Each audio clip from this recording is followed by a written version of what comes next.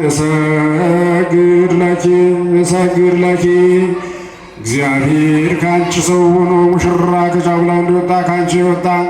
እመቤቴ ማርያም ሆይ ደስ ይበልሽ ብሎ ቅዱስ ዮሐንስ አፈወርቅ ቅዱሳን እንዳመሰግን እኔም አመሰግንሻለሁ።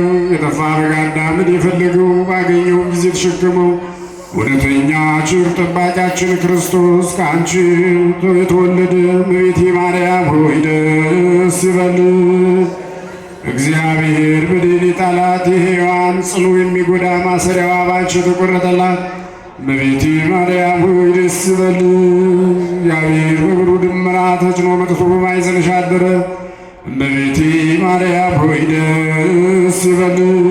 በቅዱሳን ነቢያት በቅዱሳን መላእክት አድሮ የሚኖር ከአንቺ ተወልዶ የተገለጸልን እመቤቴ ማርያም ሆይ ደስ ይበልሽ። ከአብ ከመንፈስ ቅዱስ ጋር ያንስግለት ቃል የሚባል እግዚአብሔር ባንቺ ባሕርይ ከአንቺ ይወለድ ዘንድ የወደደ እመቤቴ ማርያም ሆይ ደስ ይበልሽ። እኔ ለሚመናን ወንጌልን የማስተምርለት የጌታዬ እናቱ እመቤቴ ማርያም ሆይ ደስ ይበልሽ። ከወለድሽው በኋላ ማኅተመ ድንግልናሽ እንዳይለወጥ አድርጎ የጠበቀሽን አማኑኤልን የወለድሽው እመቤቴ ማርያም ሆይ ደስ ይበልሽ። ማኅተመ ድንግልናሽ ሳይለወጥ ንጉሥ ክርስቶስን የወለድሽ እመቤቴ ማርያም ሆይ ደስ ይበልሽ። ማኅተመ ድንግልናሽ ሳይለወጥ ንጉሥ ክርስቶስን የወለድሽ እመቤቴ ማርያም ሆይ ሰላምታ ይገባሻል። ልዩ መድኃኒታችንን በመውለድሽ እናትን አገልጋይን ተብለሻልና እግዚአብሔር ባሕርይሽን ባሕርይ አድርጎ ባለሟልነትን አግኝተሻልና እመቤቴ ማርያም ሆይ ደስ ይበልሽ። እኛ ከምንወደው እሱን ከሚወደን ልጅሽ ኃጢአታችን ይቅር ይለን ዘንድ ለምኝልን። ልመናዋ ክብሯ በእኛ ለዘላለሙ በእውነት ይደር ይዋልብንና አምላክን የወለደች በድንጋሌ ሥጋ በድንጋሌ ነፍስ የጸናች ክብርት እመቤታችን ያደረገችው ተአምር ይህ ነው። ከዕለታት በአንደኛው ቀን ካህኑ ዘካርያስ ወደ ዮሴፍና ወደ ድንግል ማርያም መልእክተኛ ልኮ አስጠራቸው። እመቤታችን ድንግል ማርያም እንደጸነሰች ሰምቶ ነበርና ዮሴፍና ማርያም ሁለቱም በአንድነት ወደ እሱ ከመጡ በኋላ ሊቀ ካህናቱ ዘካርያስ እመቤታችን ድንግል ማርያም እንደጸነሰች አየና በእስራኤል ልጆች መካከል ሰውነትሽን አሳዝነሻል፣ ይህ የሠራሽው ሥራ ምንድን ነው አላት። ዳግመኛም ሁልጊዜ ከሰማይ ምግብሽን እየላከ በመላእክት እጅ የሚመግብሽን እግዚአብሔርን ከቶ ረሳሽውን?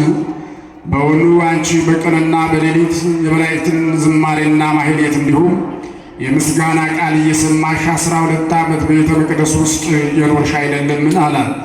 ዳግመኛም ሊቀ ካህናቱ ዘካርያስ ዮሴፍ ሆይ በዚህች ብላቴና ላይ የሠራኸው ምንድን ነው? በቤተ መቅደስ በክብር ወስደህ እንድትጠብቃት እንጂ እንድትጸንስ ያደረግሃት ማን አሰናበተህ? ስለምንስ ካህኑ በአንብሮተ እድ እሷን ባርኮ እስኪሰጥህ አልጠበቅህም? አለው። በዚህ ጊዜ ዮሴፍ ፈጽሞ ዝም አለ።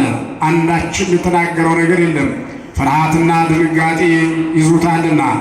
ዳግመኛም ሊቀ ካህናቱ ዘካርያስ ዮሴፍን ይችን በክብር የሰጠህን ልጅ አሁን በክብር መልሰህ አምጣ አለው። በዚህም ጊዜ ዮሴፍ ታላቅ ልቅሶ አለቀሰ።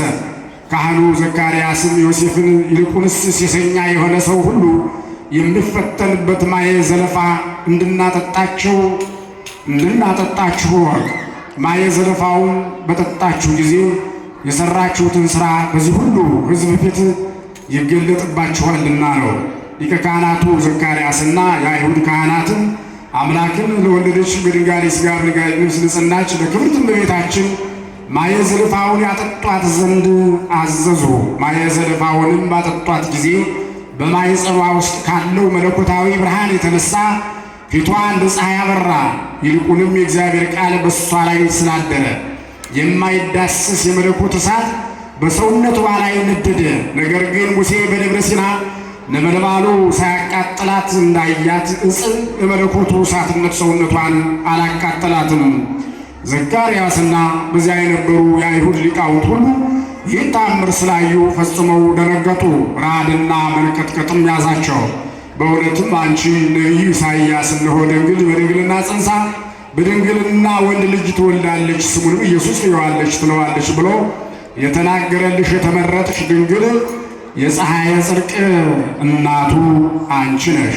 ዳግመኛም በዚች አነስተኛ ብላቴና ላይ ያደረ አምላካዊ ቃል የተመሰገነና የተደነቀ ነው አሉ። ልመናዋ ክብሯ በእኛ ለዘላለም በእውነት ይዋል ይደርብን። ታምሯ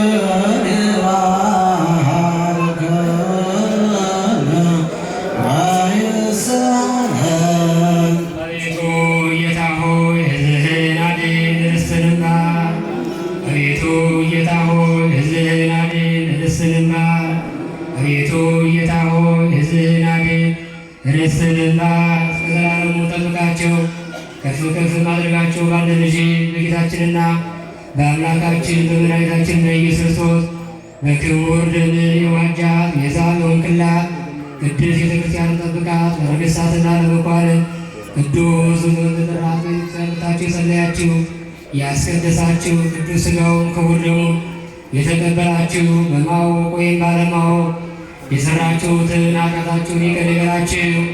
ሥጋው ሥጋ መለኮት ደሙ የሕግና የሥራ ስለሚባል በድንጋሌ ሕሊና በድንጋሌ ትንት የምትሆን የማርያም ልጅ ኢየሱስ ክርስቶስ ባለፈው ይጠብቃችሁ፣ በሚመጣው ይጠብቃችሁ። ይህንን እናንተንም ለርስተ መንግሥተ ሰማያት የበቃ የተዘጋጀ ያደርገን ዘንድ 12 ጊዜ እዚሁ ማረነ ክርስቶስ እንለምነው።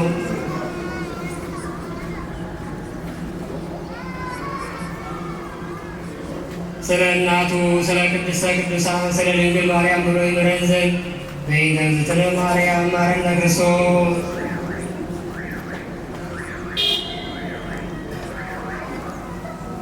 የእግዚአብሔር አብ ጸጋ የወልድ ቸርነት የመንፈስ ቅዱስ አንድነት የእናታችን የቅድስተ ቅዱሳን የድንግል ማርያም ምልጃና ጸሎት የቅዱሳን መላእክት ጠባቂነት አይለየን።